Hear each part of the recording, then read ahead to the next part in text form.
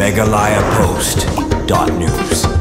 Kaken hu nilai kai ke belatip kum kasi para FC kelakuri ke 6 job haka penalty shootout basisngi yang bala pelong daga RBF Khalai Mer Union bala pelong hamadan nilai kai kisnong Khalai Mer di Boyd Sring katong juga RBF bagi la pelong ya ketika penalty shootout pelong kum sibenta ban pen sapriang e kubor ban persya e udrok amar kum bolong menta bala bun kis melagi bolong udrok bolong jingdi pen buai berbawon ra jingma po imlang salang ha ketika lempung nilai kai bala pelong daga RBF ladon kum bakandai penyu teli kinun ki balawan simenta Henry ha kaji kun kawai pat ka kunhun kasi para FC kelakur di kanam ladu lapung kut ya ketika lempung ilek kai besisngi da ka jingdon uba never sat magdo sports ketri ka RBF sengkimi kumukungsan ubigan karngor Aston Finance ketri ka RBF sengkimi usamla Frankie Rani presiden ka Khalai Mer Union uba kensai majau general sekretari ka Khalai Mer Union lembat kiwe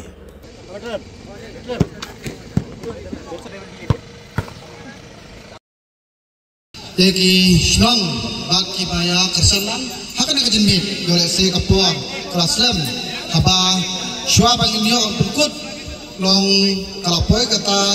kajing job sya kalian jabataga Sipara United te kuai sibun ya ki player baro ki tim baro ba simenta kum simenta masyaallah ya kamat maka bu dalam Sulaiman unit kada ka RBF kada simenta ban aktif ya nak semula lane ya kibayan siang ini nak banta bandong kani kalau mapun kendit menerima ni ngiriman pek hak banta ban pek nya hak kerja sport om nak banta ba kini bud ya kalau tibuklah kebolong persya nak kalian kesen hak wede drugs